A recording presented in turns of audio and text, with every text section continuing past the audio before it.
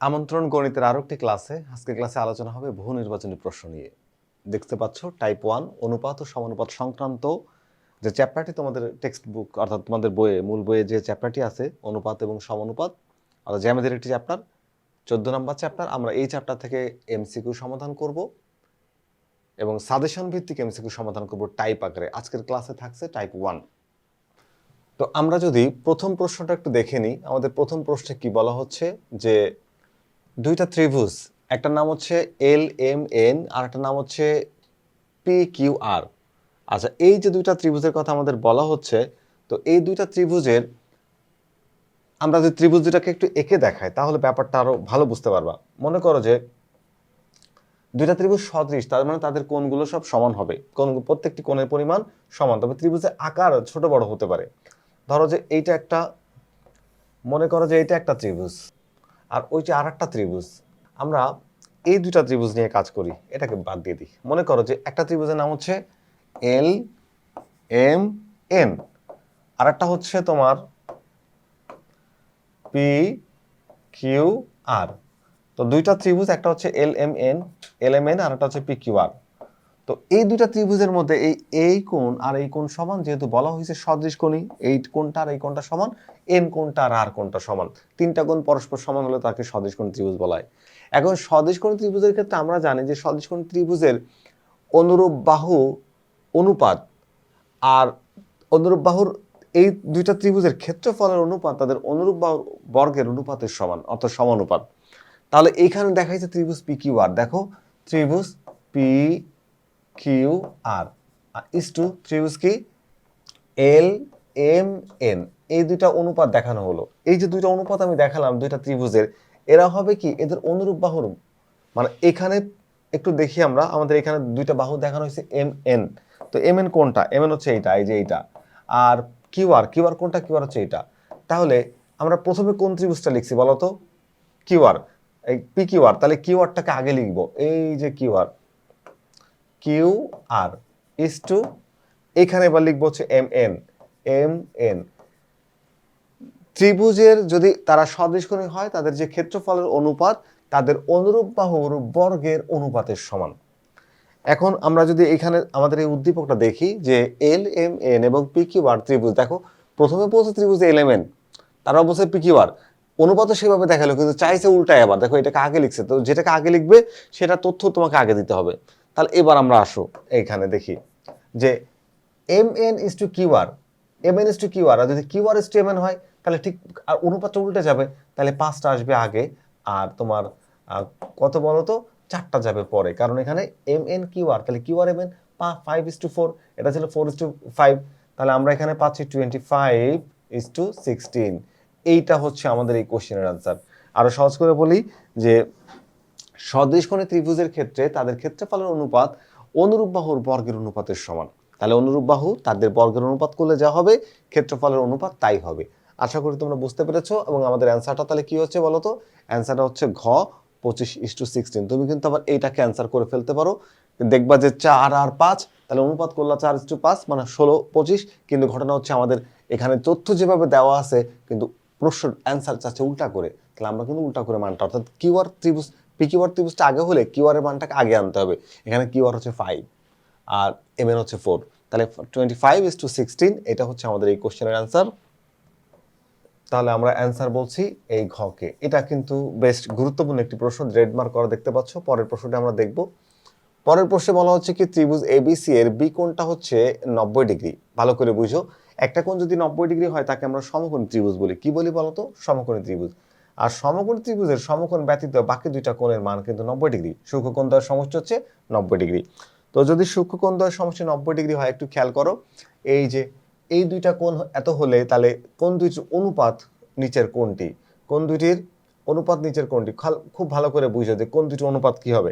আমরা যদি একটু এখানে খেয়াল করি যে এ দেখো, তুমি যদি angle A is to angle C is equals to 3:6, তো তুমি এক কাজ করো, ধরো আমি ধরলাম যে angle A equals to 3x আর অ্যাঙ্গেল C ইকুয়ালস টু হচ্ছে 6x।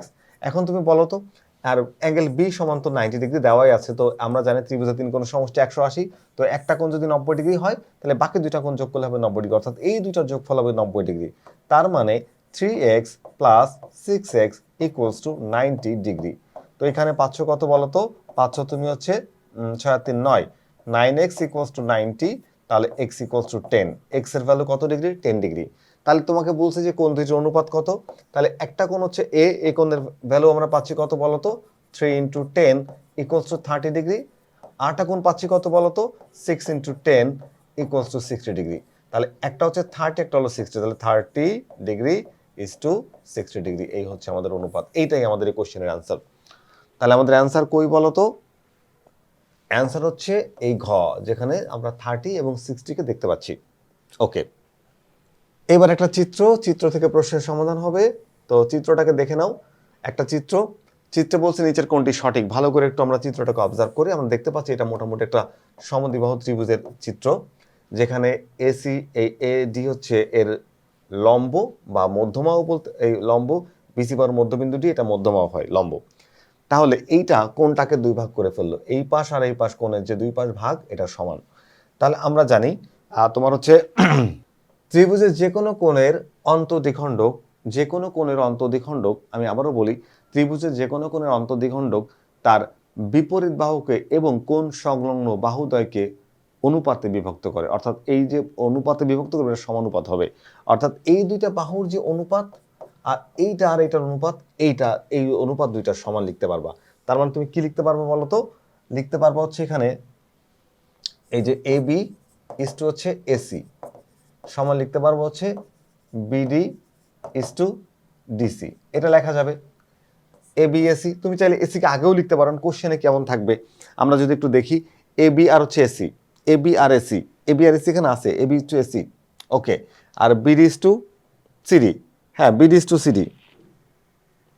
হ্যাঁ, প্রথমটাই আমরা অ্যান্সার পেয়ে, এই ডিসি আর সিডি আসলে একই জিনিস, সাজায় লিখলে ডিসি সিডি লেখা যায়। তাহলে প্রথমটাই পেয়ে গেছি, প্রথমটাই আমাদের অ্যান্সার।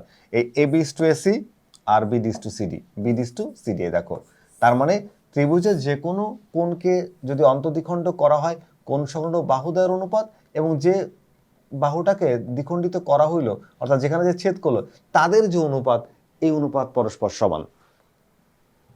সেই হিসাবে আমাদের অ্যান্সার হচ্ছে এখানে ক। ওকে, আমরা এবার পরের প্রশ্নে যাব। পরের প্রশ্নে একটা উদ্দীপক দেখতে পাচ্ছি আমরা, এই উদ্দীপকটা দেখে আমরা এটা সলভ করার চেষ্টা করব। দেখো এইখানে যদি তুমি একটু খেয়াল করো নিচের কোনটি সঠিক, তার আগে এই চিত্রটাকে দেখো। বলা হয়েছে যে এম এন হচ্ছে এক্স ওয়াই এর সমান্তরাল, মানে প্যারালাল। ওকে, তাহলে এই এক্স ওয়াই যদি এম এন এর সমান্তরাল হয়, তুমি যদি খেয়াল করে দেখো এখানে এক্স কোণটা আর এখানকার এম কোণটা সমান, কারণ এটা তাদের ছেদক। এই কোণ হচ্ছে অনুরূপ কোণ। ঠিক একই রকম ভাবে এইখানকার যে এই কোণটা আর এখানকার যে এই কোণটা, এই কোণ দুইটাও সমান, এক্স কোণ আর এন কোণ সমান, কারণ এরাও হচ্ছে অনুরূপ কোণ। তাহলে এখানে আমার দুইটা ত্রিভুজ আছে, দুইটা ত্রিভুজ, একটা হচ্ছে ত্রিভুজ এল এক্স ওয়াই, আর একটা ত্রিভুজ হচ্ছে ত্রিভুজ তোমার এল এম এন, মানে দুইটা ট্রায়াঙ্গেল পাচ্ছি। একটা হচ্ছে এল এক্স ওয়াই আর একটা হচ্ছে এল এম এন। এই দুইটা ট্রায়াঙ্গেলের মধ্যে এই কোণ এলটা হচ্ছে কমন অ্যাঙ্গেল, দুইটা ত্রিভুজের একটা কোণ মানে কমন। তাহলে আমরা জানি যে কোনো ত্রিভুজ, দুইটা ত্রিভুজের তিনটা কোণ পরস্পর সমান হলে ত্রিভুজকে সদৃশ বা সিমিলার ত্রিভুজ বলা হয়। তাহলে এখানে দেখো এই যে ত্রিভুজটা আর এই যে ত্রিভুজটা, এরা কি হলো? দুইটা কোণ সমান, এই কোণটার এই কোণটা সমান, দুইটা সমান।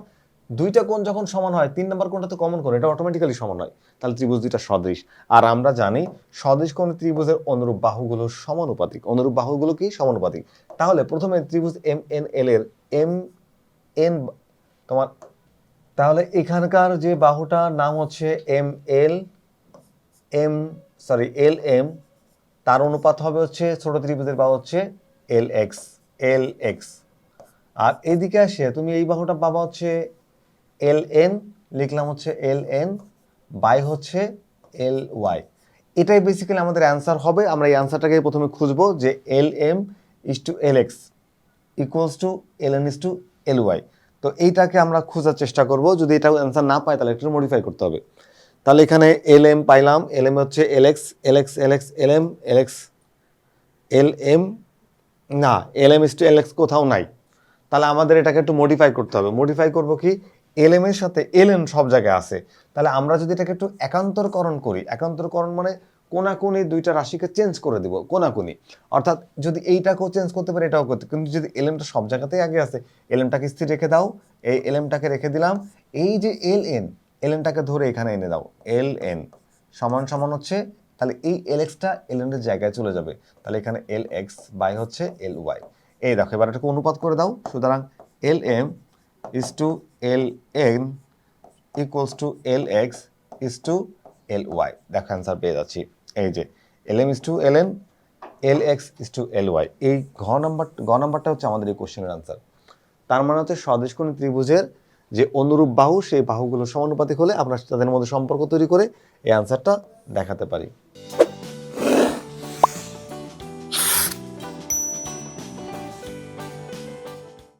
আমরা যদি এবার পরের প্রশ্নটি দেখি, প্রশ্ন নাম্বার 5 দেখতে পাচ্ছি এখানে কি হচ্ছে, দেখো যে বিসি সমান্তরাল ডিই, ভালো কথা, দেখলাম যে বিসি সমান্তরাল ডি, এই যে ডিটা বিসি এর সমান্তরাল, ওকে। এবার বলছে এই সমান হচ্ছে এই সমান হলো সিই, তাহলে এখান থেকে আমি নিশ্চিন্তে বলতে পারি ই হচ্ছে এসি এর মধ্যবিন্দু, ই হচ্ছে এসি এর মধ্যবিন্দু, ভালো। এ বি এর দৈর্ঘ্য দেওয়া আছে হচ্ছে, এ বি হচ্ছে 8, টোটালটা হচ্ছে তোমার কত দেওয়া আছে বলো তো, 8 সেন্টিমিটার, ওকে 8 সেন্টিমিটার। এখন সহজ করে আগে বলি যে ত্রিভুজের যে কোনো বাহুর মধ্যবিন্দু দিয়ে, যে ত্রিভুজের যে কোনো বাহুর মধ্যবিন্দু দিয়ে অপর বাহুর সমান্তরাল সরল রেখা তৃতীয় বাহুর মধ্যবিন্দুতেই ছেদ করবে, এটা একটা প্রমাণিত উপপাদ্য আমরা জানি। তাহলে এই বিন্দু দিয়ে যদি কোনো একটা রেখা যায়, সেটা যদি আবার বিসি এর সমান্তরাল হয়, তাহলে এই ডি বিন্দু হয়ে যাবে এ বি এর মধ্যবিন্দু। এটা আমরা জ্যামিতিতেও প্রমাণ করেছি, ভেক্টরেও প্রমাণ করেছি। তাহলে এই ডি কিন্তু অবশ্যই এ বি এর মধ্যবিন্দু হয়ে গেল। আচ্ছা, তাহলে এবার আসো, এখানে দেখো এই ডিই সমান কত, ডিই আবার আমরা জানি, আমরা জ্যামিতিতে এটাও প্রমাণ করেছি যে ত্রিভুজের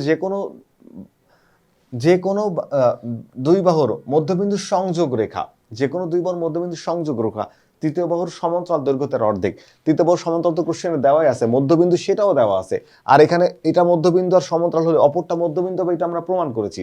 তাহলে এই বাহু দুইটা যদি সমান্তরাল হয় আর ডি আর ই যদি মধ্যবিন্দু হয়, তাহলে ডি এর দৈর্ঘ্যটা হবে বিসি এর অর্ধেক, তাহলে বিসি এর দৈর্ঘ্য কত বলো তো, বিসি হলো 6 সেন্টিমিটার, তাহলে এখানে ডি হবে 3 সেন্টিমিটার, এটা কিন্তু ঠিক আছে, এটা কিন্তু কি ঠিক আছে।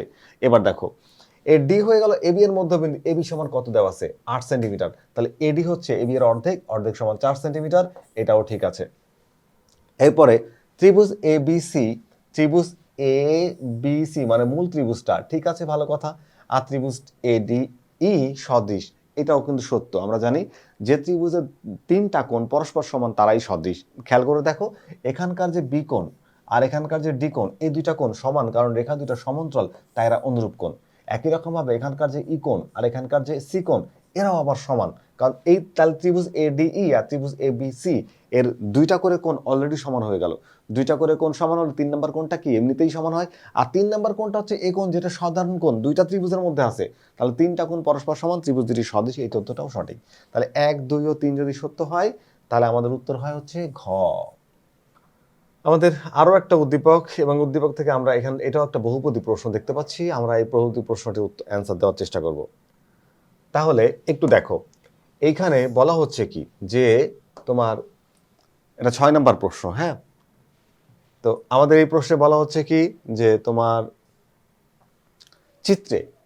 চিত্রটা দেখতে পাচ্ছ, চিত্রে এখানে দেখো বিসি সমান্তরাল ডি, আগের মতো উদ্দীপক বিসি সমান্তরাল ডি হলে কি হবে।